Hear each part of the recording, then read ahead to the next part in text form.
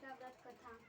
एक बार नैमिषारण्य ने निवासी ऋषियों ने सागर के कल्याणार्थ सूति जी से पूछा, हे सूत, कराल कलिकाल में लोगों के बालक किस तरह दीर्घायु होंगे, सो कहिए।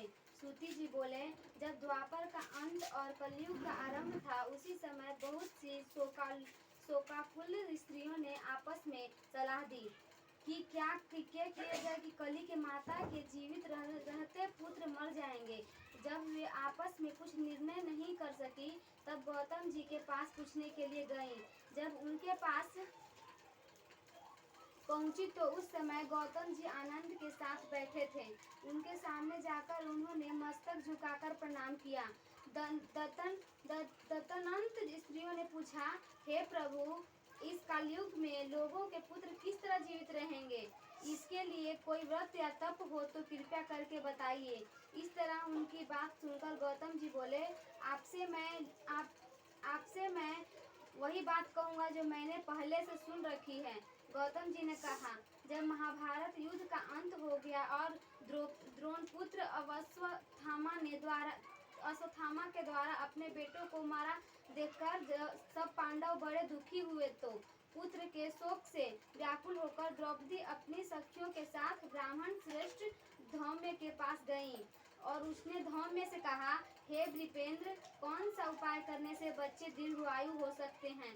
कृपया करके ठीक ठीक कहिए। धौम्य बोले, सतयुग में सत्य वचन बोलने वाले, सत्याचरण करने वाला समदर्शी जिमुतवाहन नामक एक राजा था। एक बार वह अपनी स्त्री के साथ अपनी ससुराल गया और वहीं रहने लगा। एक दिन आधी रात के समय पुत्र के शोक में व्याकुल को स्त्री रोने लगी, क्योंकि वह अपने बेटे के दर्शन से निराश हो चुकी थी। उसका पुत्र मर चुका था। वह रोती हुई कहती थी, हाय मुझ बूढ़ी माता के सामने मेरा बेटा मरा जा रहा है। उसका रुदन सुनकर राजा की जुमुत वाहन का तो मानो हृदय विदीर्ण हो गया। वह तत्काल उस स्त्री के पास गया और उससे पूछा, तुम्हारा बेटा कैसे मरा है? बूढ़ी ने कहा, गरुड़ प्रतिदिन आकर गांव के लड़कों को खा जाता है।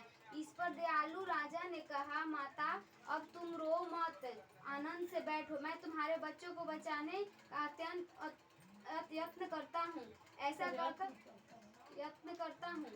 ऐसा कहकर राजा उस स्थान पर जहाँ गरुड़ आकर प्रतिदिन मांस खाया करता था, उसी समय गरुड़ भी उस पर टूट पड़ा और राजा के शरीर का मांस खाने लगा। जब अतिशय तेजस्वी गरुड़ ने राजा का बायां अंग का खा लिया तो झटपट राजा ने अपना दाहिना अंग फेर कर गरुड़ के सामने कर दिया। यह देखकर गरुड़ जी ने कहा, देवयानियों में तुम कौन हो? तुम मनुष्य तो नहीं जान पड़ते। अच्छा, अपना जन्म और कुल बताओ। पीड़ा से व्याकुल मन वाले राजा ने कहा, हे पक्षीराज, इस तरह के प्रश्न करना व्यर्थ है। तुम अपनी इच्छा भर मेरा मांस खाओ। यह सुनकर गरुड़ रुक गए और बड़े आदर से राजा के जन्म और कुल की बात पूछने लगे। राजा ने कहा, मेरी माता का नाम है सौम्या और मेरे पिता का नाम है शालिवाहन है। सूर्यवंश में मेरा जन्म हुआ है और जिमुतवाहन मेरा नाम है। राज की दयालुता देखकर गरुड़ ने कहा, हे मांसाहारा, तुम्हारे मन में जो अभिलाषा हो वह वर मांगो। राजा ने कहा, हे पक्षीराज, यदि आप मुझे वर दे रहे हैं तो वर दीजिए कि आपने अब तक जिन प्राणियों को खाया है वे सब जीवित हो जाएं। हे स्वामीन, अब से आप यह बालकों को न खाएं और कोई ऐसे उपाय करें कि जहाँ से उत्पन्न हो वे लोग बहुत दिनों तक जीवित रहें। धौम्य ने कहा कि पक्षीराज गरुड़ राजा को वरदान देकर स्वयं अमृत के लिए नागलोक चले। वहां से अमृत लाकर उन्होंने उन मरे मनुष्यों की हड्डियों पर बरसाया। ऐसा करने से सब लोग जीवित हो गए जिनको कि पहले गरुड़ ने खाया था। राज के त्याग और गरुड़ की कृपा से वहाँ वालों का बहुत कष्ट दूर हो गया। उस समय राजा के शरीर की शोभा दूनी हो गई थी। राजा की दयालुता देखकर गरुड़ ने फिर कहा, मैं संसार में कल्याणार्थ एक और वरदान दूंगा। आज आश्विन कृष्ण सप्तमी के से रहित शुभ अष्टमी तिथि, आज ही तुमने यहाँ की प्रजा को जीवन दान दिया है। हे वत्स, अब से यह दिन ब्रह्मा भाव हो गया है।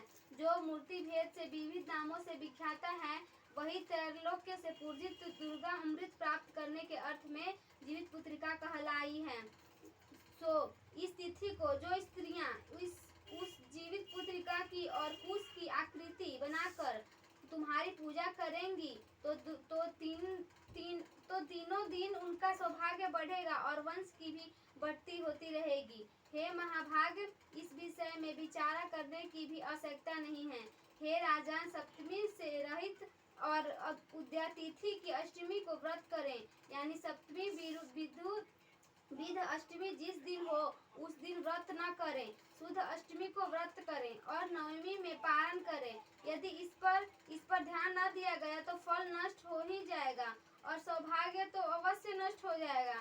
जीवित मोहन को इस तरह का वरदान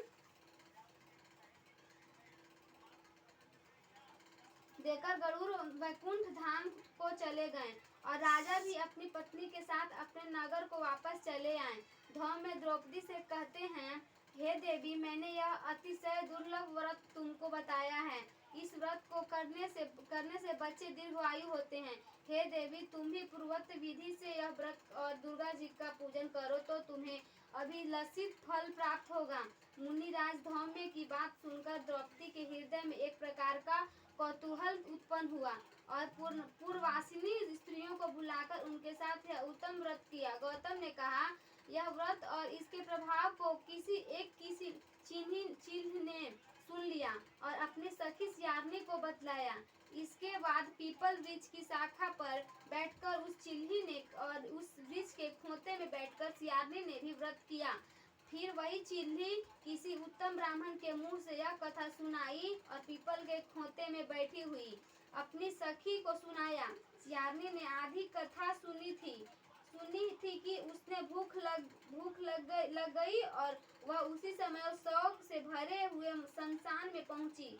वहां उसने इच्छा भर मांस का भोजन किया और चिल्ही बिना कुछ खाए पिए रह गई और सवेरा हो गया। सवेरे वह गौशाले में गई और वहां गौ का दूध पिया। इस तरह नवमी को उसने पारण किया। कुछ दिनों बाद वे दोनों मर गईं और अयोध्या में किसी धनी व्यापारी के घर जन्मी।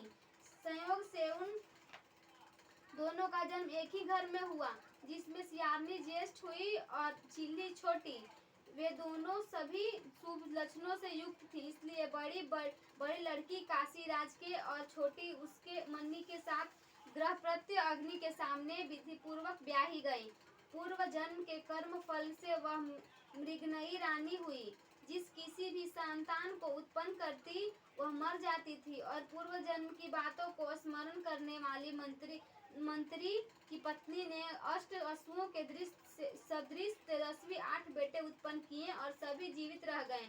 अपनी बहन के पुत्रों को जीवित देकर ईर्ष्यावश राजपत्नी ने अपने स्वामी से कहा कि यदि तुम मुझे जीवित रखना चाहते हो तो इस मंत्री के भी पुत्रों को उसी जगह भेज दो जहां मेरे बेटे गए हैं, अर्थात इन्हें मार डालो। यह सुनकर राजा ने उस मंत्री के पुत्रों को मारने के लिए कई प्रकार के उद्योग किए, पर मंत्री पत्नी ने जीवित पुत्रिका के पुण्य फल से बचा लिया। एक दिन राजा ने अपने आदमियों से उन पुत्रों का सिर कटवाकर पिटारी में रखवाया और वह पिटारी उनकी माता मंत्री पत्नी के पास भेज दिया, किंतु वे 8 सिर बेशकीमती जवाहरात हो गए और भले चंगे वह 8 लड़के अपनी माता के पास वापस चले गए। उनको जीवित देखकर राजपत्नी को बड़ा विषम्य हुआ।